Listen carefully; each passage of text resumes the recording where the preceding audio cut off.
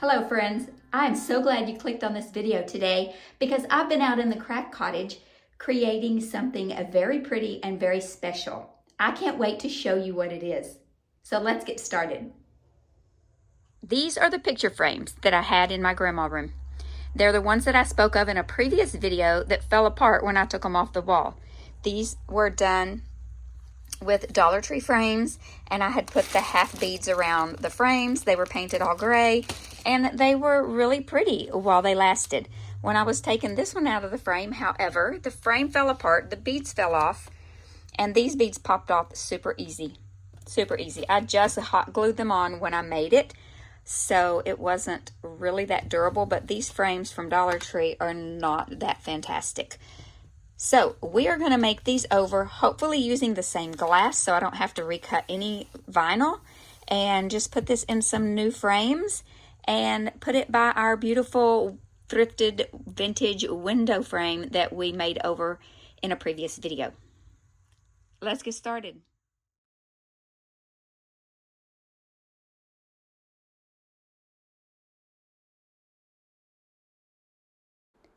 I searched through my stash of frames and couldn't find any frames except those Dollar Tree frames, and so I ended up having to go to the thrift store and purchase something. So I found these two.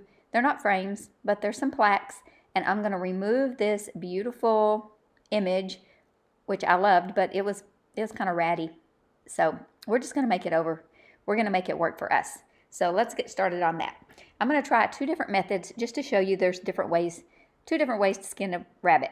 So I'm going to take a wet cloth. I do end up using a different cloth that's a little bit bigger that covered the whole thing. I got it really wet and I just let it soak on there. The other one I'm going to take outside with my orbital sander and sand it off. I'm going to tell you the sanding was much easier. I let this soak on here with warm water, and this is as good as it got. I ended up going outside with my coat on, you see that, it was snow on the ground, and sanded it off to get it to this nice smooth finish. I'm going to mix some Cowgirl Coral and Dixie Belle's Soft Pink together until I get the color that I want to paint the frame.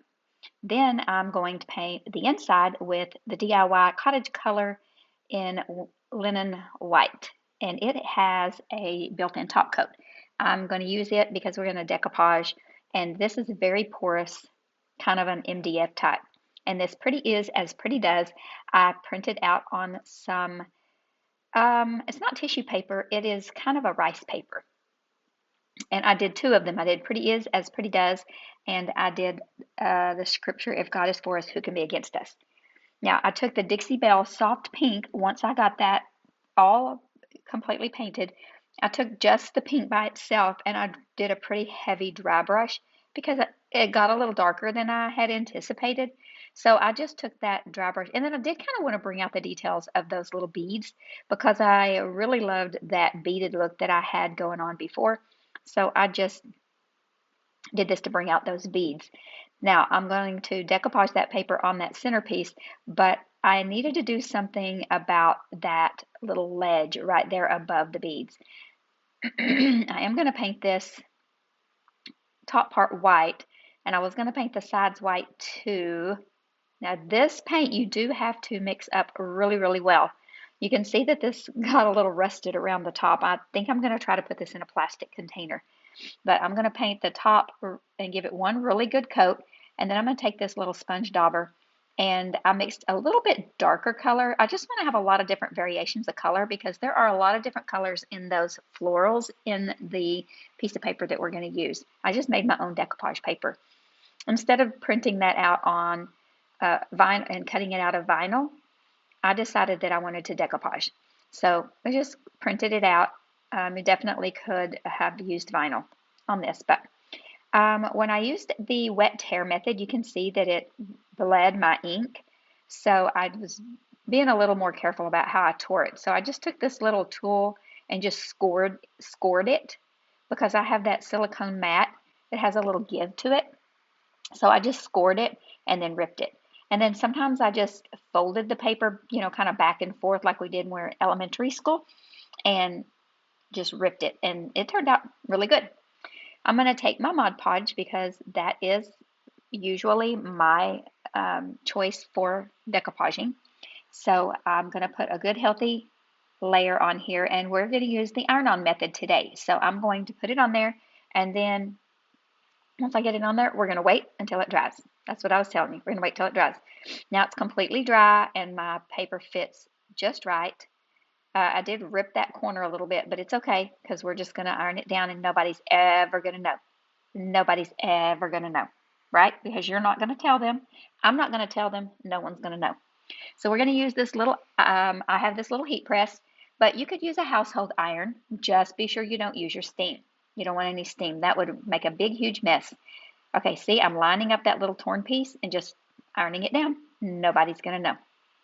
And then it's all nice and smooth, feels good. If God is for us, who can be against us? Romans 8:31. My grandmother used to tell me that all the time. And she used to tell me pretty is as pretty does, mostly when I wasn't being very pretty. And I hated it when she told me that, but guess what? I have it hanging on my wall now. If I were texting you that, I would have put LOL. Okay, I'm going to put clear wax all over this. I'm going to seal the paper down with clear wax, and I'm putting it all over it. Then I'm going to go in with some white wax. This is a DIY white wax, and I'm going to put it over there. You probably already know why I did the clear wax first. I didn't want the white wax to be too white. So it just sort of diffuses it a little bit. And so I'm going to wipe back the excess, but I want that white wax to kind of stay down in the little nooks and crannies and the crevices because I love that shabby chic, soft look that it gives.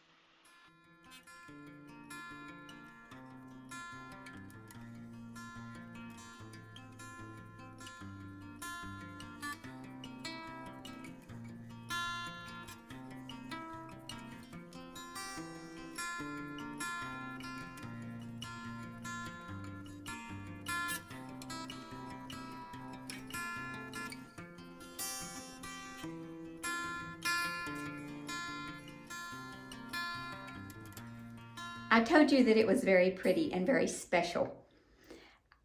I did both of them exactly the same, so I didn't really want to be redundant in showing you the creation of these two very special DIY projects. But right now, I'm going to show you the room that I'm putting them in. In our house, this was supposed to be either an office or a formal dining room, but when we were looking for a house, there had to be a room that I could put my grandmother's kitchen table in. And this was the room that it had to go in. So I'm going to give you a little tour of this room. I did it in a previous video, but again, it has evolved into something much more special. There are a lot of things in it, I'm standing in it now, that were special or things that I've accumulated that remind me of things that would have been in my grandmother's house, or things that my mother has given me. So let's go. When you walk into this room, it has these beautiful double doors.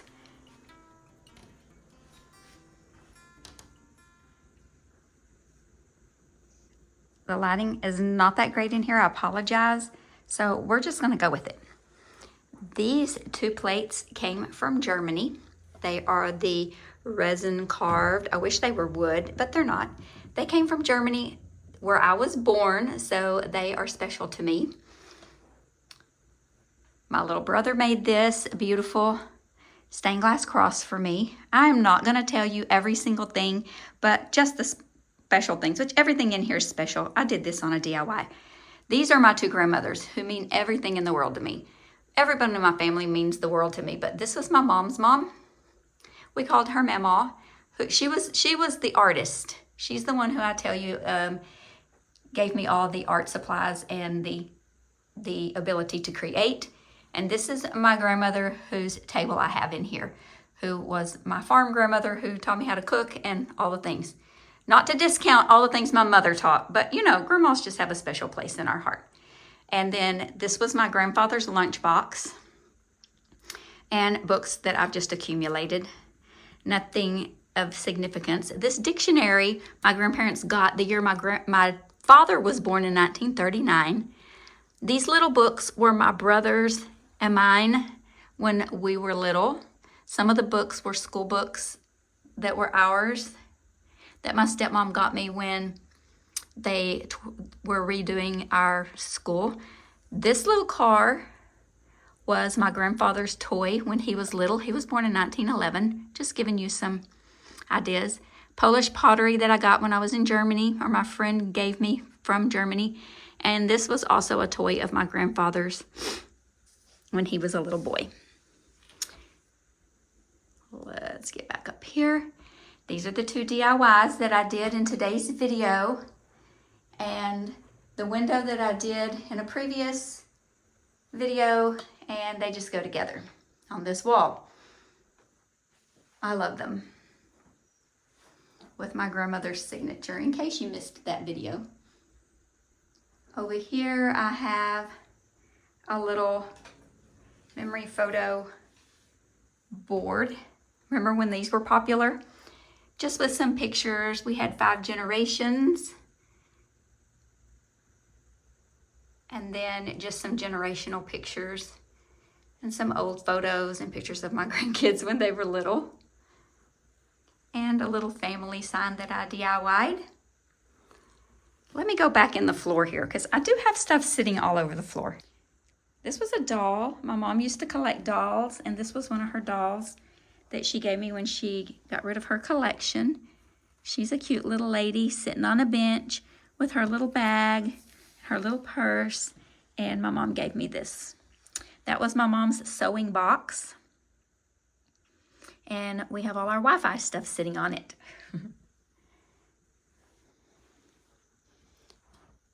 Okay, back over here.